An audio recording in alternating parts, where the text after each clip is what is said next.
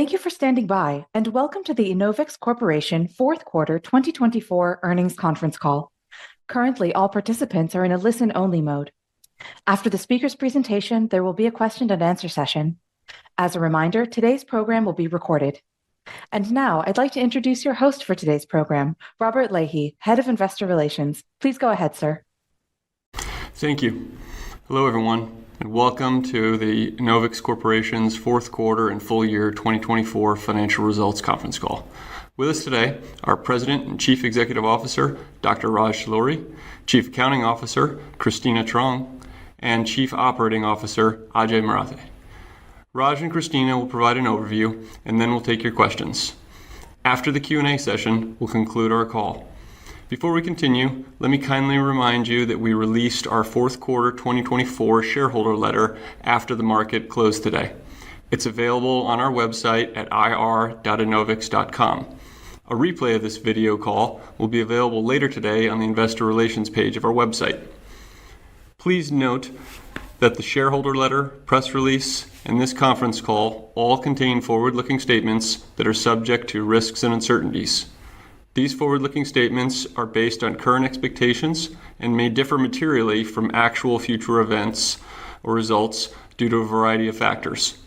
For a discussion of those factors that could affect our future financial results and business, please refer to the disclosures in today's shareholder letter and our filings with the Securities and Exchange Commission.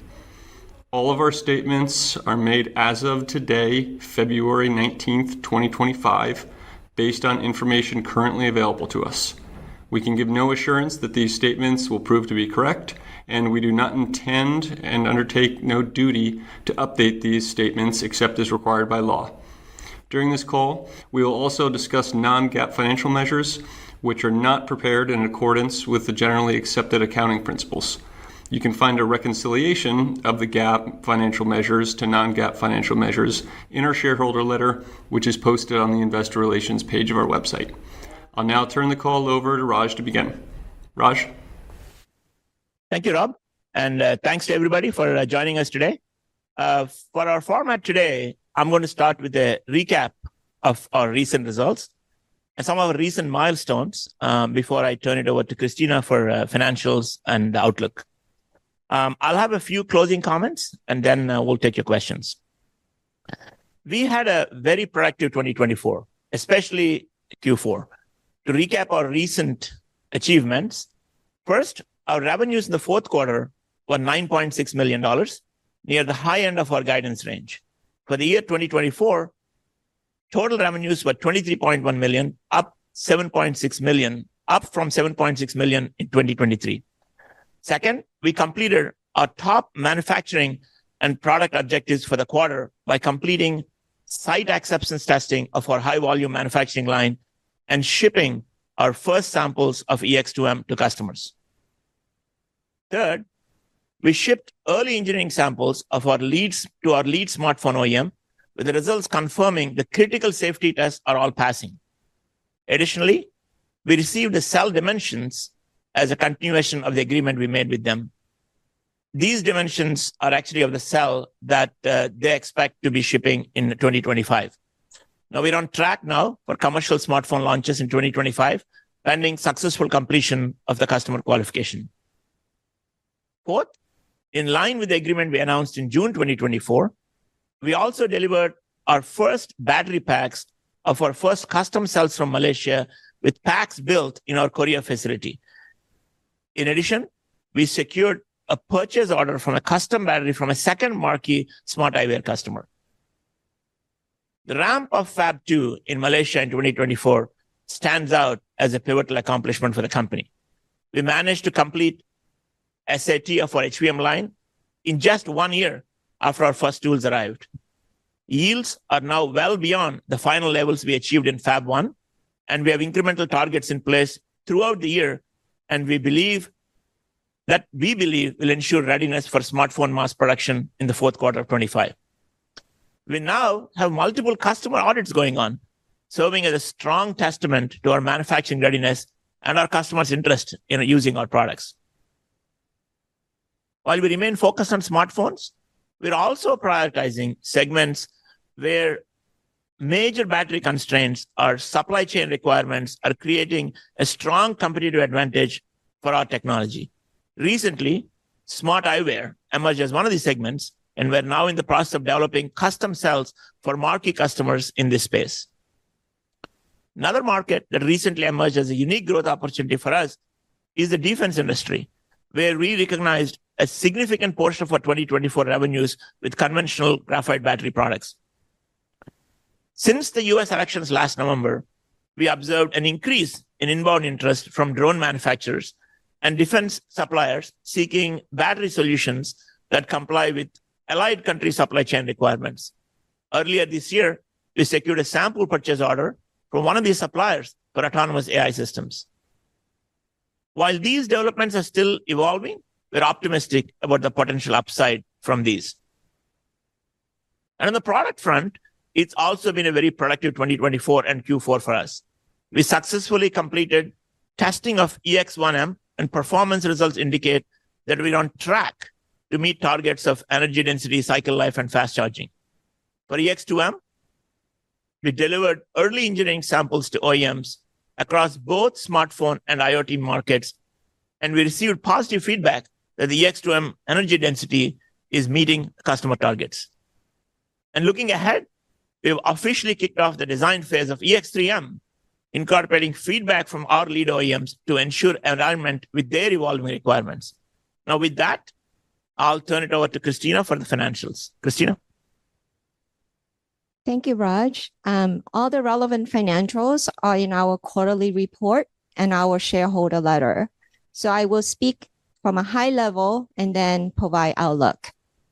We delivered Q4 2024 revenue of $9.7 million, above the midpoint of our guidance. Non-GAAP EBITDA came in at a loss of $11.7 million, above our guidance of a loss of $19 million to $25 million. And our non-GAAP EPS came in at a loss of 11 cents, also above our guidance of a loss of 15 cents to 21 cents. We ended the quarter with roughly $273 million of cash and cash equivalents. CapEx in Q4 was $16.4 million, and cash used in operation totaled $16 million. Our balance sheet is strong, giving us a runway for optionality for funding additional HVM lines. Now for our guidance. For the first quarter of 2025, we forecast revenue of $3.5 million to $5.5 million, an adjusted EBITDA loss of $21 million to $27 million, and a non-GAAP EPS loss of 15 cents to 21 cents. Now I'll turn back to Raj for close. Raj. Well, thanks, Christina. As you can see, 2024 was a big year for us. We made significant strides by launching new high-volume manufacturing line in Malaysia, with custom battery cells already shipping from the Agility line and high-volume production slated for 2025. We also focused on building strong customer demand across key markets, including smartphone and IoT OEMs, while we continue to drive innovation and operational excellence. With that, we can go to the questions. Operator? We will now begin the Q&A session. Please note that this call is being recorded. Before we go to live questions, we're going to read the two most highly voted questions submitted by shareholders ahead of this call during the call registration.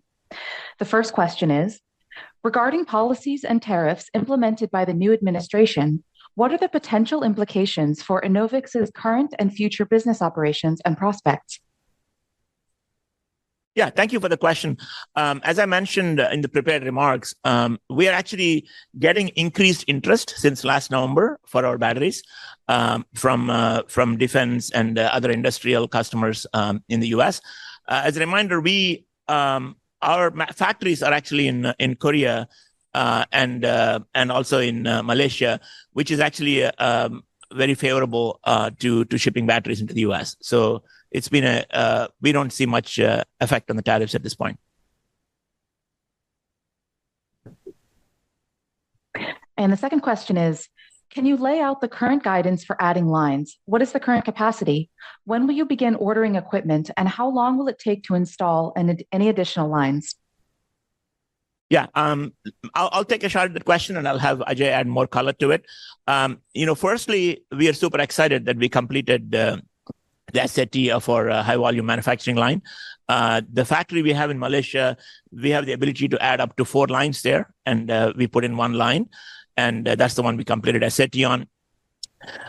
In terms of current capacity, I'll let Ajay comment, and then I'll talk about how to add additional lines. Thanks, Raj. Good question. The current line 1, Gen 2 line 1, which is installed in our Malaysia fab, is running and was bought off in SAT at 1350 UPH, just as a reminder, which is the equivalent of roughly 9.5 to 10 million batteries a year. Now, this is fed by what we call farms in Zone 1, which is dicing, and Zone 4, which is testing. Now, we're adding capacity to Zone 1 as we see the indications from the market as to how much volume do we need to support. So that's where the capacity lies. And the way we are looking at adding lines is basically long lead time items, such as various different items in the line, which are on the used as control systems on the manufacturing line. We are ordering and keeping them as inventory at our suppliers. So this, makes us, gives us the ability to shrink the timeline as to when we can add second, third, fourth line. So that's how we are looking at this capacity. Yeah, thank you, Ajay. Nothing else to add. We will now go to the queue. If you would like to ask a question, please use the raise hand feature on your screen. If you have dialed in via phone, please use *9 to raise your hand. Questions will be answered in the order they are received. Please ask 1 question and 1 follow-up question at most. We will now pause a moment to assemble the queue.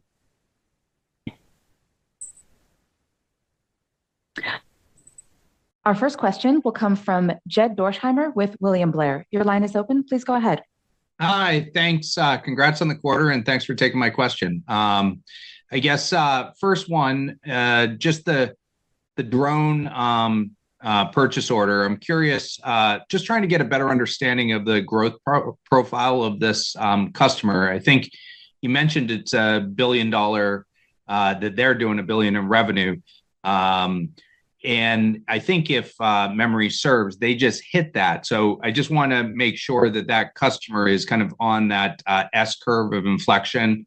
Am I thinking about that customer in the right way? And maybe you can comment on is the defenses coming in better than expected, how you're thinking about that. And then I have a follow-up too. Yeah, we can't really comment on which customer, but one thing I can tell you is we are seeing a lot of interest for the batteries that we are making in our Korea facility, because they're high rate batteries and they're very good for these kind of applications where you need fast discharge and high rate of discharge. And the market is growing. It's hard to put an exact number on it. It's early stage in terms of qualification, but hopefully as the qualifications go through, we'll be able to add more color on how we see the business going. But we are getting multiple inquiries for those batteries from different customers now in the US. Great. And then just as my follow-up, just pivoting to the commercial smartphone, you're now starting to build a backlog of that customer base. I was wondering if you could just rank order the cell phone customers in terms of the pipeline and the commercialization stage, if you could just remind us of that. Thanks. Yeah, I mean, we had mentioned that we have sampled, 7 of the top 8 customers, and another one just placed an order for samples from us. So clearly, showing interest is building up in our products and what we can build. We talked about 2 agreements that we have with 2 customers, and they're both progressing. One of them, we actually received the after passing the milestones, and last time I talked about getting a payment for the milestones, we now got a very important next milestone, which is we got the exact dimensions of the battery that will be in the phone this year. So that is a huge step, because now we understand exactly what it is. Just to remind the viewers, what we sampled was a standard battery that we made here of a standard size. But now we got dimensions of the battery, and this is north of 7,000 milliamp hours, so a sizable battery. But again, the space is still constrained in the phone, so our energy density clearly adds a value there. And next stage is, we expect that to, get qualified with our technology in their phone. And we expect to get other custom cells from the following customers, in that order. And again, this one particular battery that we are making, for this customer, it could go into multiple models. Typically, these batteries go into multiple models within a segment of the market. So super excited by the progress we're making. It's steady and, gradual and thought through. So.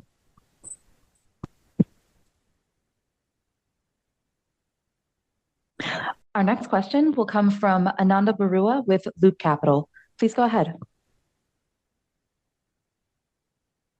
Hey guys, yeah, thanks for taking the question.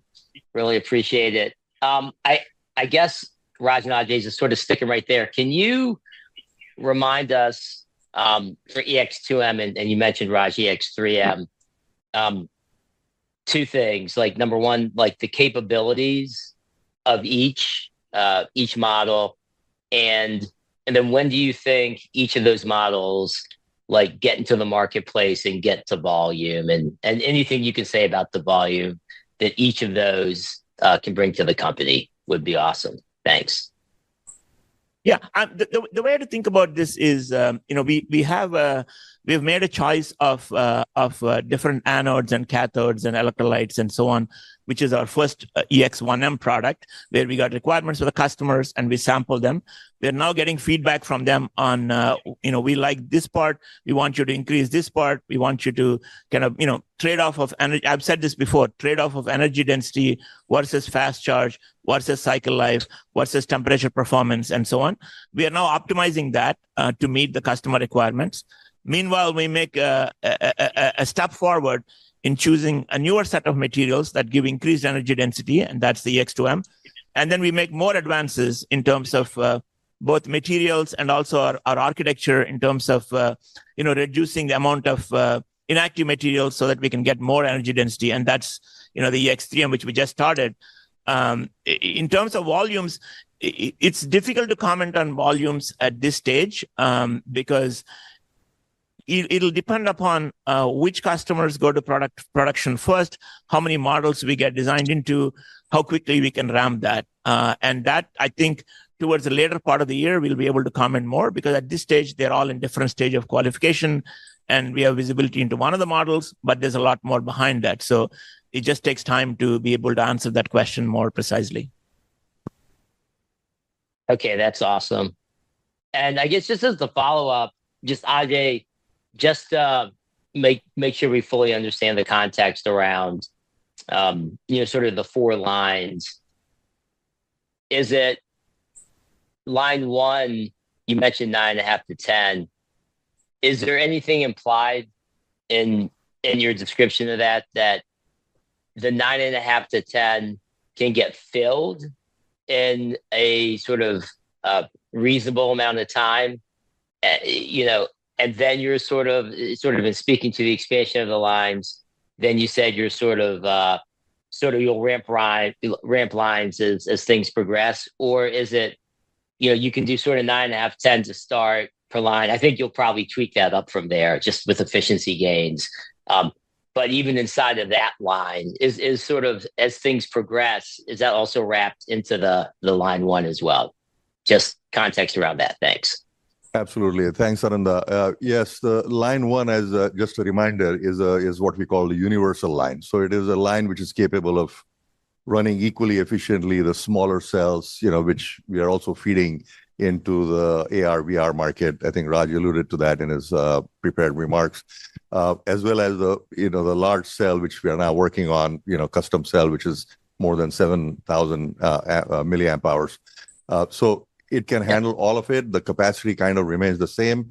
Line 2, 3, 4, when we would order that, all depends on the customer qualification cycles, as Raj also said. And whatever improvements we do, actually the focus from line 2 to 4 is going to be optimizing the line for also CapEx spend per line, as well as the speed. And we will do the learnings and make it backward compatible to also the line 1. So universally we can ship and make and ship from any of the 4 lines that Raj talked about. Yeah, and the one other thing, I don't know, maybe just to remind viewers, as Ajay mentioned, when we built the first line, we built what is called a universal line, which can go from very small batteries to much bigger batteries. That's a more expensive line, but gives us the flexibility because we're not sure exactly where the demand would be when we build that line. As we get more and more visibility into, like these kind of custom cells, we can optimize our lines more to that size cells and not have so much flexibility in it, which optimizes the cost of the line, which increases the throughput of the line.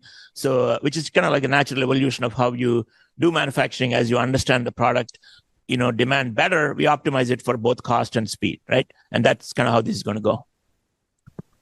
Thank you, guys. Appreciate that. Our next question will come from Colin Rush with Oppenheimer. Please go ahead. Thanks so much, guys. Getting to a 7,000 milliamp hour cell, it seems like a bit of an acceleration on some of the roadmaps. Can you talk a little bit about how quickly those specs are changing and how you're seeing that translate into potential pricing appreciation for the company? Yeah, I mean, it's a really good question, Colin. I mean, I mentioned, I think maybe I probably think like 2023 when I mentioned we are seeing a lot of AI coming to the edge that will drive a lot higher demand for battery because those applications consume a lot of energy, and I'm pleased to say that that's coming true today. What is happening now is the Gen AI applications consume so much battery, and there's so many apps now running on the phone that consume that the customers are having to put higher and higher capacity batteries. Much higher than we expected. 7,000 plus that we saw today that we are working on. I see that, getting even larger over time. And clearly is a good tailwind for us in ASP because when you have to deliver that kind of capacity on a limited form factor because the phone can't get bigger, which means the energy density is what drives that. And we get a premium for energy density. So this is a good tailwind for us in terms of both ASP premium and margin expansion as these trends continue. That's super helpful. And then I guess my follow-up here is really about the competitive landscape. Obviously, there's been a lot of capital invested in materials and along with different electrolytes and rebalancing different cell structures. I'm just curious how quickly you're seeing competitors move and how intense that environment is for you guys as you go through this qualification process with all of these smartphone makers. Yeah, I mean, our competition continues to be incumbent graphite batteries, which have, kind of doped the graphite with some amount of silicon. I think we mentioned we saw 5 to 10%, but in a big cell like 7,000 milliamp hours kind of range, if you put more than that, we are seeing that the swelling becomes too much. So you can't really keep doing that. Our constraint and our innovative architecture, we use 100% active silicon. And as far as I know, we are the only ones that who are able to put 100% active silicon. And this is validated by our customers and also validated by the people who supply this silicon material. They're excited to work with us because we're able to use 100% of their material. So it's a competitive advantage we have with our architectural approach, and I hope to get this into product soon. Thanks, guys. Our next question will come from Bill Peterson with JP Morgan. Please unmute and ask your question. Yeah, hi. Thanks for taking the questions and recognizing your focus on smartphones and maybe some of these emerging IoT applications. But I wanted to come back to this defense opportunity. Can you speak more on the format or the size of the batteries, and I guess how much can the Korean site support in terms of, I don't know, whether it be megawatts or revenue? Just trying to get a sense for how fast you can grow into this market, and I guess if it were to be of interest, how fast could you expand your capacity? Yeah, we have capacity now in our Korean factory, to support some of these for now, and we have space available nearby, and we can expand that and build more capacity. I mean, the good news is that as these things start getting qualified, we get visibility into what this demand could be like, in next year, because it takes a year or so to get these things really qualified into production. And as we start getting into quals in these opportunities, we can expand in our facility there. It's a very nice site. It's in Nonsan, and we have opportunity to grow there. So we're excited by that. Yeah, thanks for that. And you had in your press release about the EV, how you're advancing development agreements with the two customers. I had a sense that like that would have already been done. So I guess what areas remain to be resolved, I guess, before anything official happens? And I guess maybe to that point, has any of the joint development work happened thus far? I know these are long dated, but are there any key milestones we should be looking for this year, or is the work really going to begin in earnest in 2026 and beyond? No, absolutely. I mean, work is ongoing. I mean, we have some. We are able to now get the materials from these EV makers, and we have them in our Malaysia factory because, as you remember, we shut the factory down here. Originally, we were thinking of doing some of that work here, but we moved it all to Malaysia, and Ajay was able to create some space there because these are different materials. They have to be handled a little differently. So we have an area there where we're doing the EV work, and we're now able to dice that material. And, we're working on making those into cells to prove out the advantage of our architecture, even in the EV space. So stay tuned for that. I think this year we should have some updates on that. Thanks, Raj. Our next question will come from George Gianarikas with Canaccord. Please go ahead. Hey, good afternoon, everyone. Thank you for taking my questions. I just had a question about the smart glasses business. I think you mentioned in your press release that you expect commercial shipments to commence mid-year.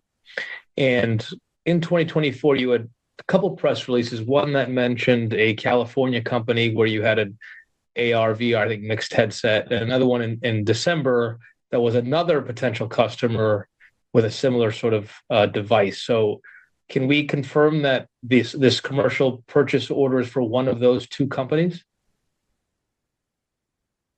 Yeah, these are actually from both the companies. We have purchase orders, and in fact, I do have the cell here. If I was going to show this to you guys since we are on video.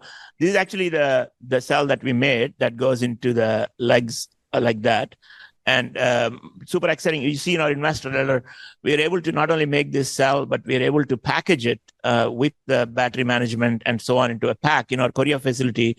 And we were able to deliver that to the customer. So it's a tremendous progress from the time we got the purchase order to actually, get some early samples out from our new factory. And the results look really good.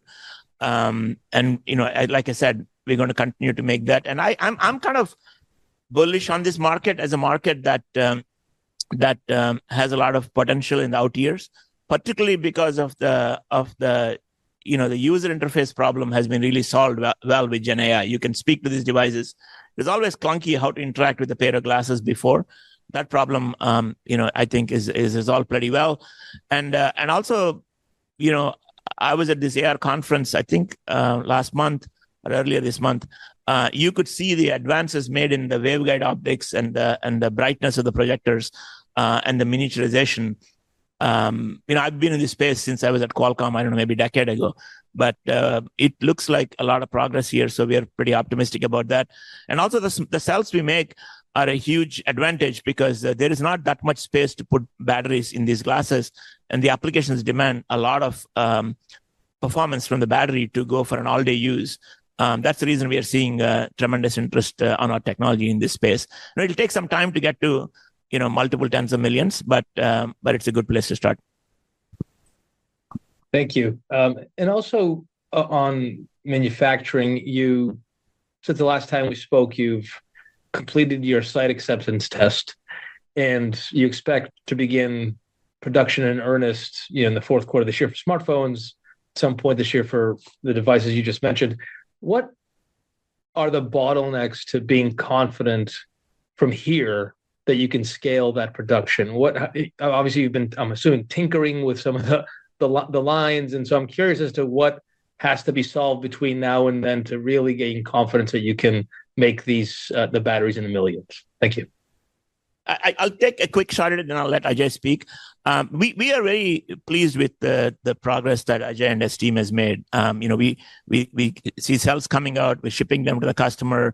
Now the factory is going through ISO audit, which will be a big step when it's done in the next few months. I think really the work now is producing these at volume and scale and getting the UPH and yields up. I guess maybe Ajay can comment some more. Absolutely, Raj. The proof points obviously are yields and how fast can we ramp on this line.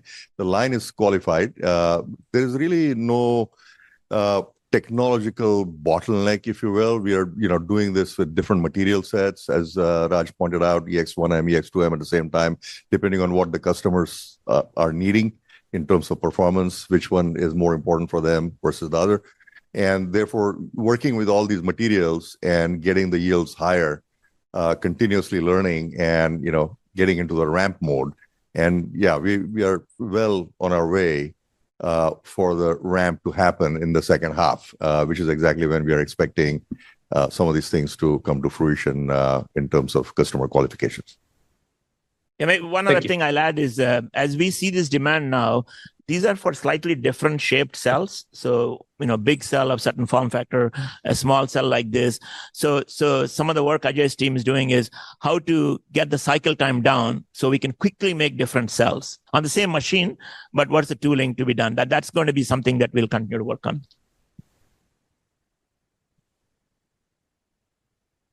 Our next question will come from Derek Soderberg with Cantor. Please go ahead. Yeah, hey guys, thanks for taking the questions. Raj, did you say that you had 2 purchase orders from AR companies? I know the first one, you guys said you're going to commence shipments midway through this year. Is the second one for a commercially planned device, or was that for sample orders? And then just given the density benefit that you can deliver with these AR devices, what's the average selling price do you think you can get for this form factor? Yeah. Yes, we do have purchase orders from both the customers, and again, we are in the process of getting the exact dimensions and making those exact dimensions because they're both slightly different in shape. The ASP premiums are actually very nice in this market because of the how important the battery is to the life of the products. I mean, you probably see in the investor deck, we put some material on the advantages of our product versus what's commercially shipping. So you can see that that translates to a nice ASP premium. I can't exactly comment on the numbers, but we're quite pleased with that business. And the other thing is our ability to make full packs. I mentioned this when we acquired the Routejade company, that this is going to be important to us. And because when you make a full pack, there's also an ASP premium of instead of just selling the cell. That is something that also is playing out nicely, which is the reason I think I mentioned at that time why we acquired that company. One of the reasons, in addition to the coating capability. That's helpful. And then just related to one of the first questions, when you guys want to add, say, high volume line number 2, can you talk about sort of in months how long it would take to procure and install kind of that second HVM line 2? It feels like the demand for some of these AR devices could be, coming in pretty soon here. How fast could you, order a second high volume line and turn it on? So before we answer that, let me tell you this: the demand will come in next year, right? So again, we will make some cells and give it to them, but the qualification timeline takes the timeline it takes. So it's kind of important to understand we are talking about 26 demand now, and we will plan capacity accordingly. And Ajay is doing that. Yeah, just to add to that, as I mentioned earlier, right, we are taking the approach of taking all the long lead time items, because not all the components that make up the line have the same amount of lead time. So there are some longer lead time items, which we have told, working with our suppliers, we have started stockpiling them at their place on their dime. But they're taking the risk on us, which is really a good way of handling of how quickly you can set up this line number 2 and then line number 3. And so we are trying to always look for ways of shrinking that timeline. The first one took whatever time it took. Second one will be significantly lesser. And our ability to quickly ramp that into the production is also going to improve over time. Yeah, thanks, Ed. Our next question will come from Gus Richard with Northland Capital Markets. Gus, *6 will allow you to unmute. Yes, thanks. Yes, thanks for taking my questions. Just real quick on the production coming out of Kokum, it sounds like it's tailored to military applications and high rel. And I'm just curious, is it more of a standard lithium-ion battery, or what sort of sets it apart for the military applications? Yeah, so the Routejade acquisition that we made is standard lithium-ion battery, except it's a high discharge rate battery. So, for example, think about something that powers moving things, like drones and so on. So when you have a mechanical object that's moving, you need to discharge at a much higher rate. And that's one of the things they can do, this part of company can do for us. And they can also do different shape and size cells that can go into some of the consumer electronics. So they have 2-3 different variations of products that we can do there. The military ones are high rate, big cells. Got it. Very helpful. And then just on line one, you said that the UPH is 1350. That's I believe an instantaneous throughput. Can you talk about capacity utilization with just one line? You can't commit that volume to your customers. How should we think about the utilization in the first year until line 2 comes up and you can bring that up?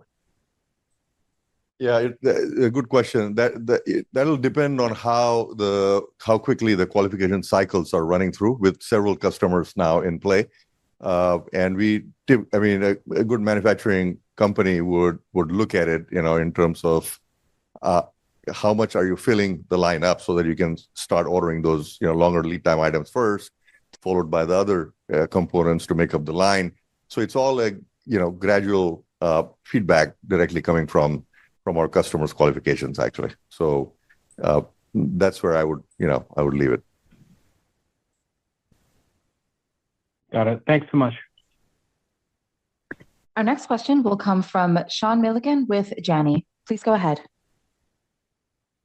Hey, Raj. Thanks for taking my questions. Can you talk to CapEx outlook for this year as it stands today? What do you expect CapEx to be? And then sort of underlying assumptions there in terms of how many lines are you ordering long lead time items for? Yeah, we don't really give the full guidance for the year, but maybe Christina, if you want to comment on that a little bit. So as Raj said, a lot of the long lead time items are ordered by our equipment vendors and on their dime, due to relationship and whatnot. But for our 2025 CapEx, we have about between 30 to 40 million currently budgeted. Okay. And then Ajay, on the next line, like line 2, do those economics fit the slide deck, the 1650 UPH that's in the back of the slide deck? Is that sort of the expectation on the next lines? Yes, that's correct. The UPH is always measured in equivalent of a cell size. So as Raj alluded, we are now obviously getting cell sizes which are significantly larger, which is really good for the value that we bring. And the ASP and everything attached to that. But 1650 is the goal for a Diablo size cell, which we have talked about. So it'll vary based on which size cell it goes through the line.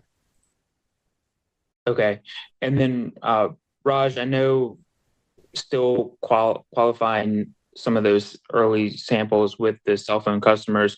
But there's a slide in your presentation that talks about, the top cell phone OEMs, the average model size is around 3.5 million units per year. Just curious, like in the 2 that you're in advanced stages with, do you have visibility into the potential models that you'd be in? And just curious if those programs are expected to be like below, at, above that kind of average model size that's mentioned in that slide. Yeah. So one of them, like I said, we actually got the specific spell dimension, so we have a little bit more visibility into where it could possibly go. But one thing to remember is that in the Android market that we're going after initially, each cell phone model, when you talk about a model, the model has a certain, how shall I say, features for you, if you will, a certain camera, a certain display, certain processor, certain memory configuration, and so on. But there are variants within that. For example, the customers may choose to take that model, change some software features, and ship that into India, for example, and maybe change a few other things, ship that into Europe, and maybe some other features and ship that into, Gulf. So we don't have clarity yet on which exactly product we will be in, and that'll come in time as we get closer to production. And that's typical. And I've done this many years. That's quite typical in how it works. So that clarity will come closer to production time. Okay, and then just one last one. Can you remind everyone like how the sales cycle works for cell phones? So like you start to get in qualification kind of early in the year, and that's for commercial volumes that ship later in the year. Is that sort of the same thought process for 2026 also, or because you're sampling more cells in 2025, would you be in earlier programs in 2026? I'm just trying to understand maybe cadence in terms of seasonality. Yeah, so good question. So just since I get this question quite a bit, I'll just talk one more time about how this works. We typically work with the customers to get from them requirements on what this particular product and the launch timing is. Like, for example, in 2024, we talked to them about what's the kind of phone model that would launch in late 2025. And we get requirements in terms of cycle life, energy density, in terms of size, in terms of fast charge capability, and so on. At the same time, they give us these requirements. They're also working on what processor they should pick, how much memory should it have, what display they're using, what camera they should use. And we give them a certain standard size cell, the cell that we've made internally. They test them, and then they extrapolate from that what that performance will look like and what performance they need when they fix all the other components in the phone, right? And then they give us the exact dimensions of the cell, which is what we just got now. And then we make that cell and we give it to them. And then they test it along with all the other components which are now frozen. And if everything passes, and everything looks good, then they give us a purchase order to make, multiple, volume production of that cell. Now, that one particular cell could now go into multiple models in 25 and in 26 too. So it's not like it's only stops at 25. Because, like I mentioned, there could be different phone models that can be launched in different parts of the world. And that could continue through 26, for example. And then when they start thinking about what's going to launch in 26, if there's some changes to that cell, they'll give us those and we start working on them. So this is going to be a continuum, if you will. It's not like we make this cell, it goes 25, done. We make another cell, it goes 26, done. It doesn't work like that. It's usually a continuum. There'll be some overlap between the phone launches based on the regions they're launching, based on the volume they're launching. That's typically how this works. All right, great. Thank you. As a reminder, if you would like to ask a question, please use the raise hand button, which can be found on the black bar at the bottom of the Zoom interface. This may also be found under More or Reactions. And if you've joined by phone, *9 will allow you to raise your hand. There are no further questions at this time. With that, I'd like to turn it over to Dr. Raj Talluri for closing remarks. Yeah, thank you very much for your interest and following us. We'll get back to you next quarter. Thank you.